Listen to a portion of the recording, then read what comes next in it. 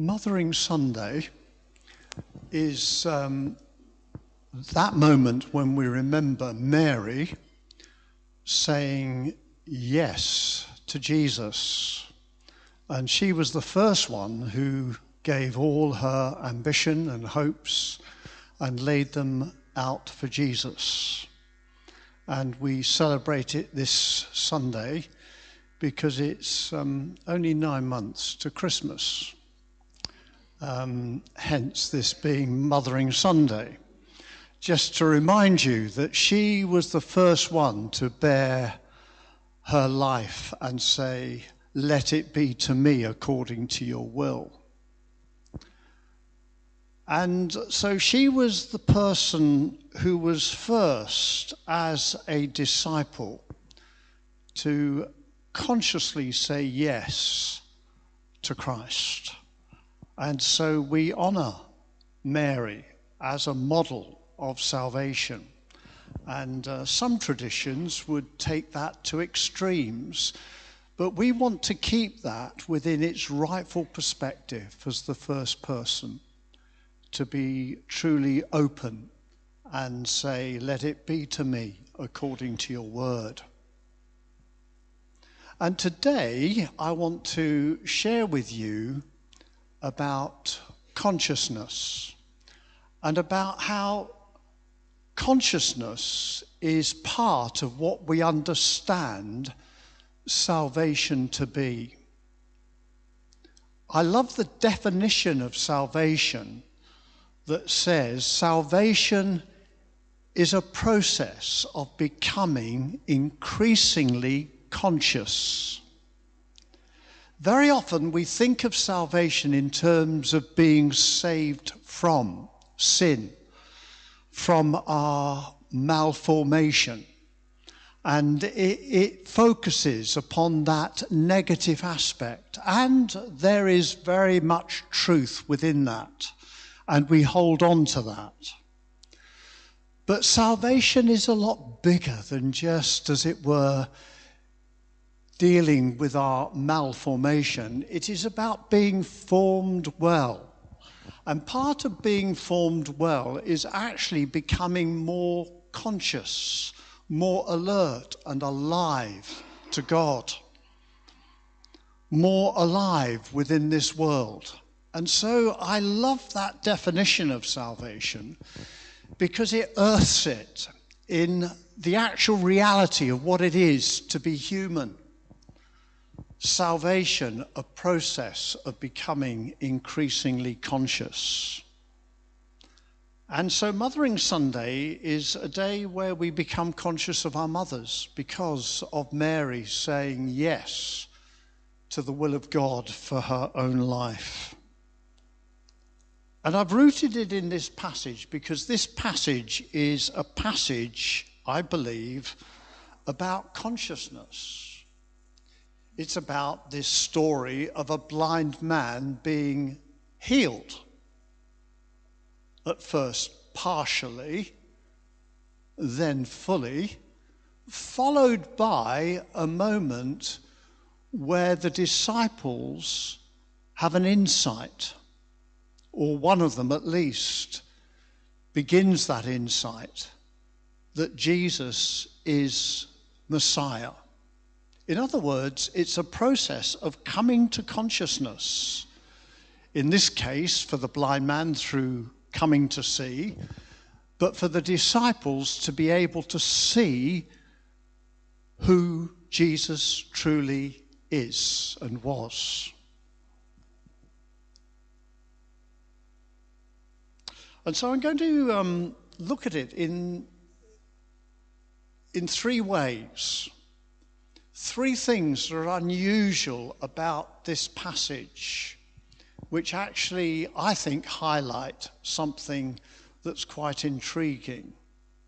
The first one is that Jesus took him out of the village. Have you ever asked why on the earth he did that? Jesus took him out of the village. I'm going to say that that's to do with being up close and personal with Jesus. Secondly, I want us to notice that he wasn't healed fully to begin with. What's that about? Presumably Jesus could have healed him, but Jesus chose not to. In other words, consciousness is good, but being fully conscious is better. And the third thing that I want to talk about is that we have that phrase, now I see. You know, where you've been struggling to understand something or see something, and then suddenly it clicks into place. Now I see. And that's what was happening with Peter when he said, "You are the Christ, the Son of the living God." So up close and personal, away from the village. Why on the earth did Jesus take him away from the place where he was? Normally Jesus healed in that moment, at that time, in that place. But on this occasion, he took the man out of the village. In other words, away from the place where he was known as a beggar, presumably, because they didn't have any other means of livelihood. It was a sentence to beggardom. And Jesus deliberately, I think, removes him from that context so that he could engage with him, not as beggar, but as person. As a person who was incomplete in terms of his creation. I've no idea why Jesus spat on his eyes. I have got nothing to draw your attention to with regard to that. It may be something like what Jesus did with that other blind man, where he spat on the dust of the earth and he made, as it were, some form of mud out of the dust and put it on that man's eyes, as though he was trying to say, you were made incomplete at creation, and just as Adam was formed out of the dust, so now I complete that. It may have been something to do with that, but I've got no idea, and the text doesn't suggest anything. But what I do want to draw your attention to is that he removed him from his normal place where he was understood in a certain role and engaged with him one-to-one. Why? I've called it up close and personal because I believe that ultimately, if we are going to have any growing consciousness of God in our lives, we need something of that up close and personal dynamic with Christ in our lives day by day. We believe in God as the creator of the heavens and of the earth, of what we see around us. Which means that if God is the creator of heaven and earth, this world is saturated with signs of God's presence. God can be discerned, certainly on a day like this when it's so beautiful and stunning in early spring. But actually, every day, in every situation, God is there, holding this universe together. God's presence is streaming through this created order. And yet, how conscious are we of that day by day? I don't find that easy, because I get wrapped up in the moment. And to some extent, that's right. But what I try to do is to actually develop that actually in this moment, God is present to me and I am present to God. I believe that that is what prayer is. Prayer is not just thoughts. It's not just words. Prayer is a kind of a consciousness where we draw our attention to the fact that God is present. That is the very basis of prayer. It is an act of training our spirits in a consciousness of God. And you don't need words in order to be able to pray. You don't need thoughts in order to pray. What you do need is intentionality. To be intentional, to be focused. To turn the moments of our everydayness and ordinariness and humdrumness in life into a consciousness that God is with us in that moment. Now, I've found that very difficult in the last 2.5 weeks because I've had a virus. And it has caused me to cough something rotten. You know, one of those coughs that just grips you and you just cannot stop coughing. And it's so violent and you think, oh, please deliver me. Where is God in that? It's not easy always to hold on to that sense of the presence of God. But I want to suggest to you that this is precisely why Jesus said, go into your room, shut the door, and pray to your Father who is in secret, and your Father who sees in secret will reward you. In other words, there is a need to get away from the crowd. There is a need to get away from our normal setting in life where we are engaged in this, that, and the other, and our mind is taken over with things that we need to do or things that are on our hearts or worrying us or pressing in upon us, plans, ideas, dreams, hopes. We need to get away from that into a place where we are up close and personal with Christ.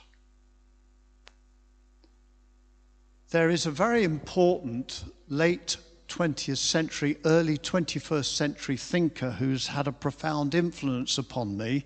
He's a French-American philosopher, commentator on society. His name is René Girard. You might have heard me talk about him because he's one of my intellectual heroes. Because basically he grew up as an atheist in France because many people are atheists in France. And his study was of ancient literature and of ancient documents and stories about humanity. And as he looked at these documents, and as he looked at these stories and narratives that ancient people had told about people, he came to the Bible and looked at it as a text like any other ancient text. And what struck him was the difference and the way the Bible stood out from all of ancient literature. And it sent him on a journey so that he became a Christian and left behind his atheistic understanding and developed an understanding of God in his life. Why do I mention him? Because he actually noticed that the Bible talked about human beings as being what he called mimetic creatures, by which he meant that human beings supremely, out of all the creatures on the earth, were efficient in copying one another. And we not only copy behaviors, we actually copy other people's desires. And he actually came to understand that this actually explains how human cultures work. Why are human cultures so different in different places? they're different because of people copying one another. Mimesis, copying, looking at one another and behaving in similar ways, and so cultures get formed. This is why advertising works and why people spend so much on advertising. Well, the corporate world spends so much on advertising because it pays them back to advertise, because we are mimetic creatures. And Girard actually came to notice this. And he noticed that Jesus became a model, and he says that basically, I am a model of God to you. And he asked the question, really, who am I copying? Who am I basing my life upon? And in the end, he decided that Jesus Christ was the one that he was going to copy. And so his faith flowered and developed. I found him such an interesting intellectual giant who has influenced profoundly people that we read and that we just take for granted, probably in novels, in stories. He's had a profound influence on our understanding of society and of human beings within that society. And Jesus, he said, discovered mimetic desire. And he became convinced about mimeticism through reading the Gospels. Now, this is quite profound stuff, but basically very simple. That in order for us to really grow and develop in our faith, we need to be able to get away from the crowd, away from one another, to have time on our own with God. That is why Jesus said, go into your room and shut the door and pray to your Father who is in secret, and your Father who sees in secret will reward you. In fact, in the whole of that passage in the Sermon on the Mount, there's a contrast between being seen by others and being seen by the Father in secret. So often in life we want to, and we live our lives before other people. What will so-and-so think? How am I coming over in this situation? How effective am I being in my preach today in Southwell Baptist Church? Am I really engaging them? In other words, thinking constantly about how we are appearing in other people's eyes and expectations. And Girard actually saw that Jesus had discovered this secret, that we need actually to have a model before us who is able to deliver us from the social bind of being in a particular group of people. Because we're all influenced. And if you think that you're independent, you are blinder than anyone else. Because all of us are influenced by one another. And Jesus knew that. And that's why he said, follow me, follow me. I'm your model. And so I believe he took this man out from that village because he was in a role of beggar. And he needed to get up close and personal in dealing with him. Now, I don't know about your journey of faith. I don't need to know. None of us need to know how one is journeying and what is going on within our lives. But what I do know is this, that all of us need time alone with God. And we will only grow to a Christian consciousness of the presence of God if we practice actually being alone with God Not necessarily saying words and saying prayers, but just being quiet in God's presence. Sometimes it's stilling prayer that we need. That's why I organise a group called Stilling Prayer that meets weekly, and we have it online so that people can join us. And one of our members is in Pembrokeshire. Others are up in Yorkshire. And yet we're rooted here in Southwell because we know that we need time to be still in God's presence. It makes a difference. It really does help us to become more conscious not only of God, but conscious of ourselves, conscious of other people. And that is very much at the heart of what prayer is, a consciousness of God, so that I can be conscious of self and of others, so that I can love God and neighbour, up close and personal. First thing. Second thing, fully conscious. Because seeing, to some extent, is not enough. Seeing partially can be dangerous. As I say, this world is saturated with the presence of God. It's streaming amongst us every day, all day, and yet so often we can miss it. There's a lovely Christian classic that I return to from time to time. It's only a tiny book, and it's written by a 17th century monk called Brother Lawrence.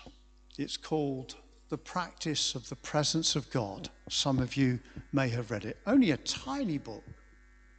Just a few thoughts that he passed on from his practice, because Brother Lawrence was known to be one of those people that just radiated God's presence. Whether it was amongst the clattering pans of the kitchen, where he was often sent on duty because he obviously had an ability to cook, he would say, I can feel God as much with me amongst the pans of the kitchen as I can when I'm just in prayer and in chapel. Because he practiced the presence of God in all things. And this is his collected wisdom, letters that he wrote, ideas that he thought about. Just a little classic of a tiny little book that actually is a classic of someone who was alive to God. Now, I said at the beginning of this section, it can be dangerous to see partially. Let me give you a for instance to show you what I mean. I'm not talking here seeing physically. I'm talking here about consciousness, partial consciousness. I think we've all heard of MAGA. MAGA and Trump and all of that. And it seems to go on and on forever, doesn't it, in the news? Don't you get bored with it? I get bored with it. But it's worth noting what's going on there. Because at the beginning of this war, just a few days ago, you had some Christians, so-called, saying that actually Trump was God's servant because he was starting the war of Armageddon, and that this would hasten the return of Christ. These are people who believe in Jesus. These are people who say that they are Christians. But more than believing in Christ, they believe in making America great again. In other words, they are what we would call Christian nationalists. And I shared this just a few weeks ago when I think I was here last time to preach. I do not believe you can be a Christian and wed that with your nationalism. Nationalism will always eat up and gobble up your faith in Jesus Christ. It's a bit like gutting a fish, taking the bones out, throwing the flesh away, and eating the bones and the offal. That's what that's like. You're feeding on the wrong things. You may have the form of Christianity, but actually you're not feeding on the actual heart of the Christian faith. Because any form of nationalism is exclusive. It's trying to exclude others. Jesus was inclusive. Any form of nationalism is focused in on the nation, whereas Jesus was transnational. He reached beyond the nations. The nation of Israel. He reached out into the wider world. You cannot be an authentic Christian wedded with nationalism. I'm not talking about patriotism. You can be patriotic right down to your fingertips. I'm talking about a nationalistic spirit where you're saying this country is the be-all and end-all of everything. And it becomes an exclusionary tactic. It's a bit like the flags that are being flown at the moment. What is lying behind the spirit of that? It is exclusionary. It's saying, we are British and we don't want you. There's something malign about that movement. And I think we need to be alert spiritually to what is going on. Jesus said, read the signs of the times. Be aware, be alert, be awake. And we have to be awake to forces and spiritualities that are actually leading astray. And nationalism is such a force today, or some forms of nationalism. So, here he is, half seeing, and then Jesus says, no, I want you to see clearly. And this is what Jesus is about, that we may grow to become more fully conscious, that we may grow to be more alert. Salvation, a process of becoming increasingly conscious. Finally, now I see. Caesarea Philippi is a long way from Bethsaida. Why on the earth does he take his disciples up to Caesarea Philippi? I've been there. Some of you may have done tours of Israel and you've been to Caesarea Philippi itself. And it is quite an amazing place to go and visit.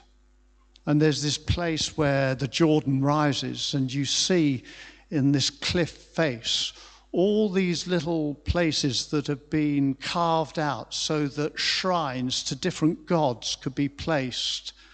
And Caesarea Philippi was a Roman settlement that honored the pagan gods that were worshipped in the Roman pantheon.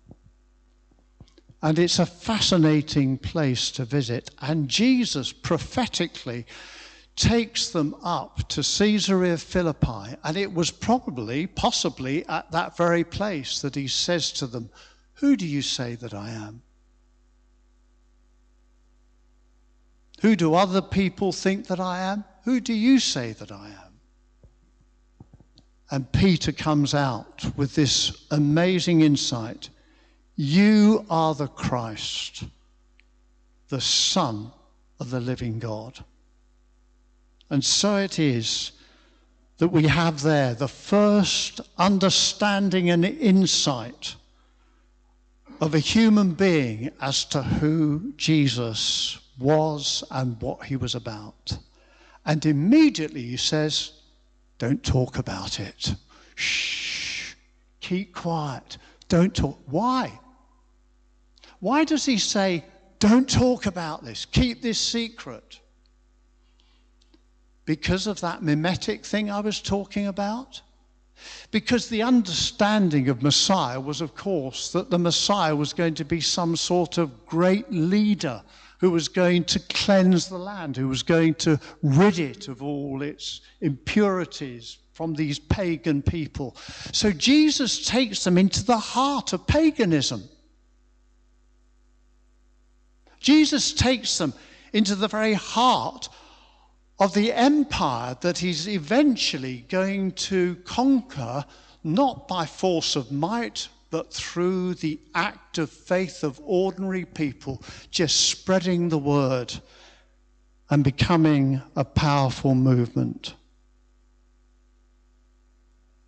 And so it was that the Christians actually became powerful to the point where the emperor, whose mother had become a genuine Christian, actually thought, oh, Christianity, that's a good idea. That will unite the empire together. We'll forget paganism and we'll all become Christians. And he says, what I want you to do, soldiers, is to put the sign of the cross on your shields. In this sign, conquer. And so ruined the Christian message. He became a Christian, but gutted the Christian faith. No, the Christ we believe in, the one that we worship, is the one, as he goes on to explain, who's going to walk the way of the cross. And we don't conquer by might with the sign of the cross. We live a cruciform life, a life of service, a life of openness, a life of consciousness of God and of neighbor. This is why we pray, so that we may walk quietly and in a holy way through our daily life. This is why prayer is so important. This is why being still with Christ is so important. Being in God's presence, not rushing away, spending time, just stilling our spirits, confessing our sin if need be, but being restored and renewed so that we can see the genuine Christ, that here is Christ, the Son of the living God, who took up the cross and went to die for the sin of the world. And so, up close and personal, fully conscious, now I see, let's pay attention to our inner life so that we can live our outer life in a way that reflects Christ day by day. God bless you. You're a lovely community, and may God continue with his grace amongst you so that you love God and one another and you go out in service to the world day by day. God bless you.